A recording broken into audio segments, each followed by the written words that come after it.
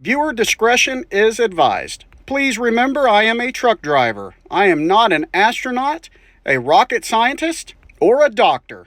The events you are witnessing on this program is not to be used for educational purposes. Please remember, you watch at your own risk. Please enjoy the video and don't forget to like, share, and subscribe.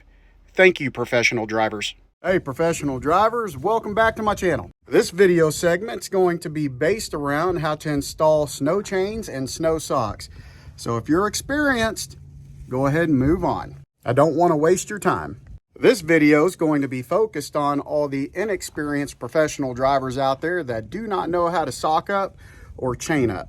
So why do we sock up and chain up? There are states out there that have chain laws that are requiring commercial drivers that weigh greater than 20,000 pounds to carry chains as a mandatory item during very specific times of the year. And during inclement weather, and such states will broadcast to the driver via sign or on the radio, however it may be, because you will know it is time to chain up, that you are entering a mountain pass or traveling down a road that now requires some kind of traction device. There is a plethora of items out there that is sold to commercial drivers that is in the traction environment, such as multiple types of snow chains and multiple types of snow socks.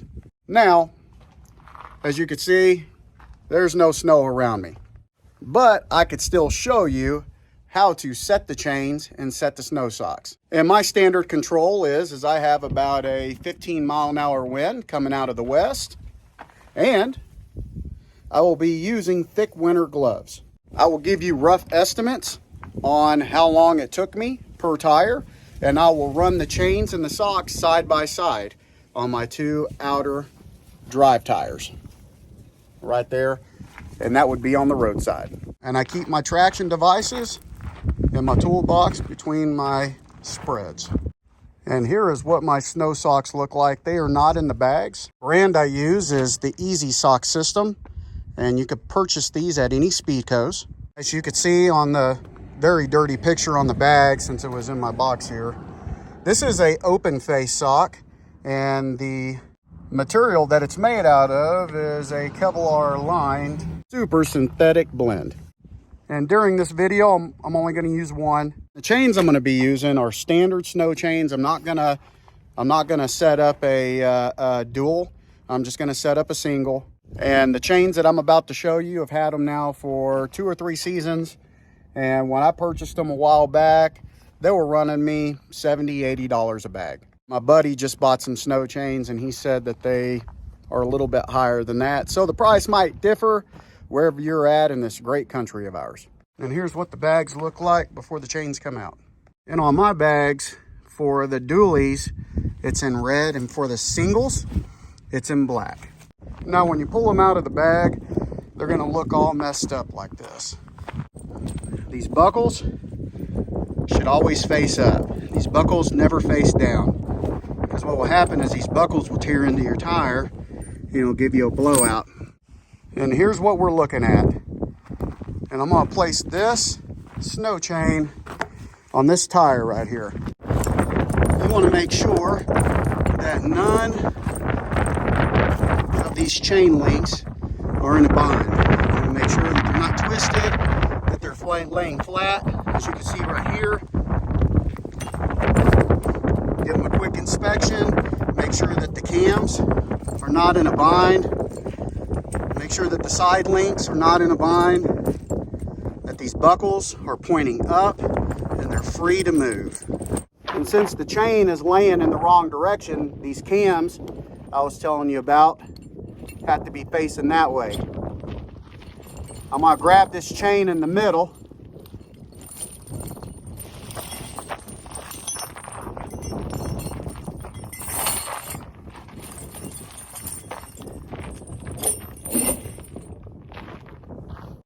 That's just throwing it on. All right, here we go. This is before I roll the vehicle forward. Free and clear. make sure that this inner tire doesn't run over my chain lead.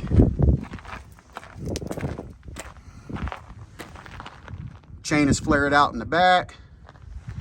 When I roll forward, I'm going to make sure that this buckle link is going to be somewhere right over here.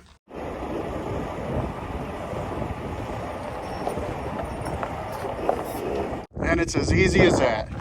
So it stopped where I was wanting it to stop. As you can see, that last buckle lead is at the end of the tire. I have enough to be able to get it to wrap around. See how it's a little slack, so I will tighten the slack up all the way up and over and around the tire. It is really windy out here. I am so sorry if there's any communication problems.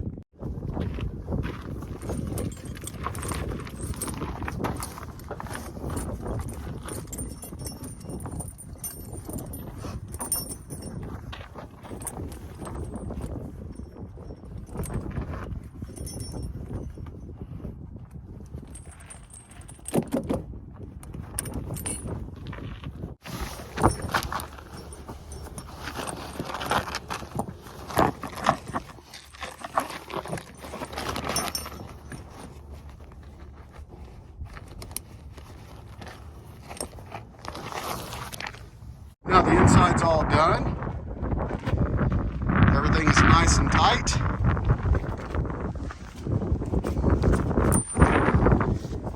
It's time to take our key here and get to tightening these up. So some of these will need to get straightened out before we can proceed forward.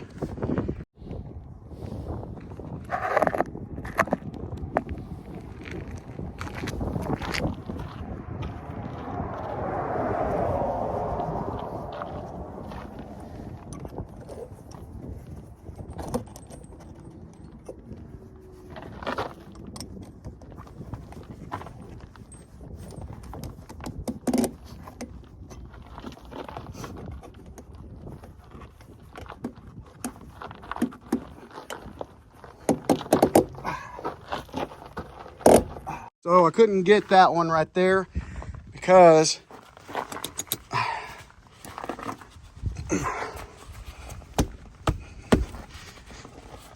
they're already so tight on there. But what will happen is you'll end up getting down the road a little bit and pull over because you want to check the chain, make sure the chain's riding right. And then that one might be loosened up where you could turn it. And that's how it's going to look. And then when I'm done, I'll always take a couple of bungee cords, of course, hooks facing out, y'all.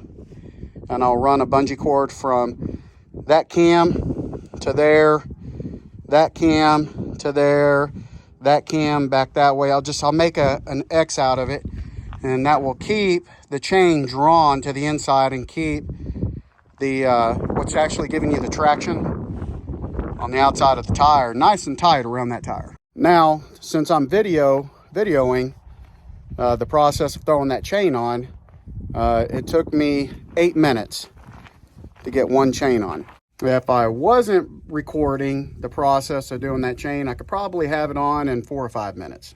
And here's the process on how we're going to do the snow socks.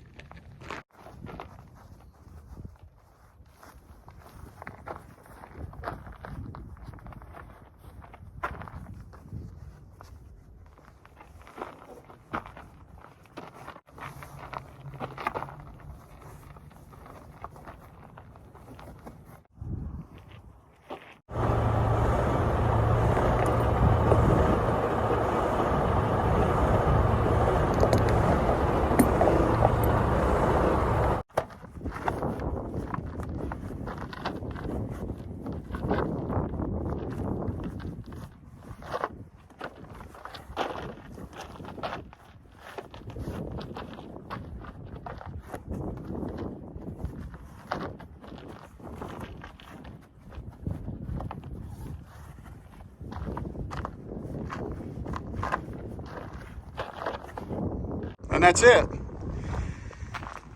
That was only a couple of minutes. And you can see it's not very straight on the tire, and that's fine because it will self-right itself going down the road. As long as you have this backside looped around like it is all the way around here,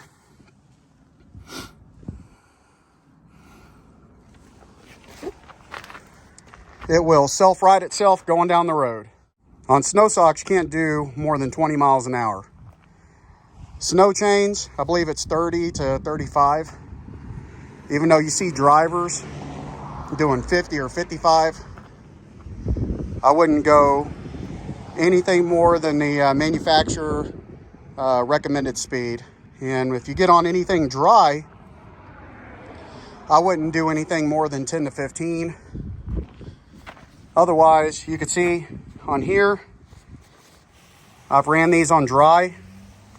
You know, some of these states that you get into, they want you to chain up or get traction devices on your tires down the mountain and then work your way up to the mountain. Well, that means that you're pulverizing this textile fabric with whatever road salts, sands, calcium chlorides, or whatever that they're putting on the road. It's just pulverizing this material. And for 2 sets of these was, you know, a little more than $500. So if you're paying for this out of pocket, that's pretty expensive to blow through them. A lot more expensive than chains. And as you can see, since I drove a little bit, these chains have loosened up.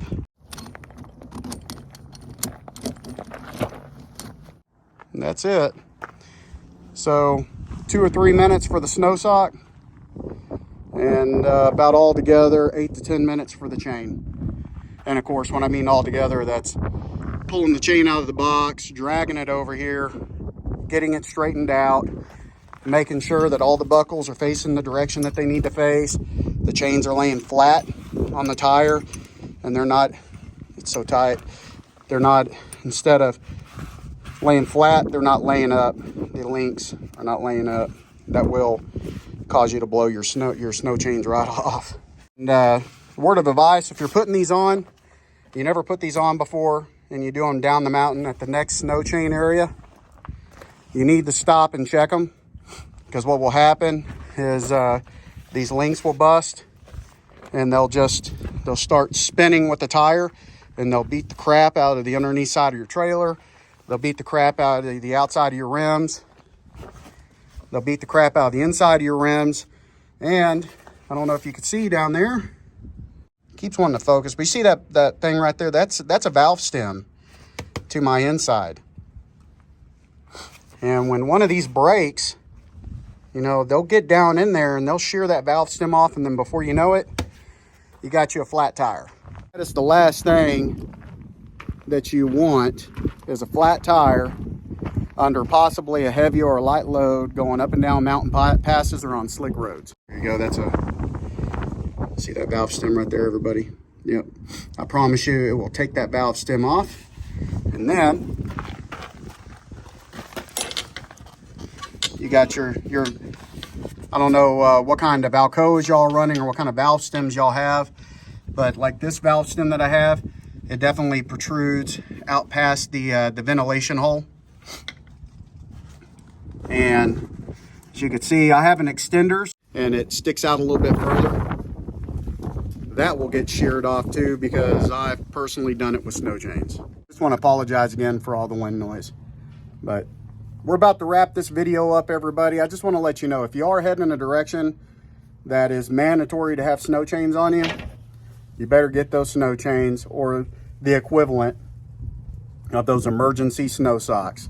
Because if you're caught, like in the great state of Colorado, they will fine you $1,000 and they will shut you down until you get that traction securement on you. They will not let you move until you have it, or until the driving condition subsides.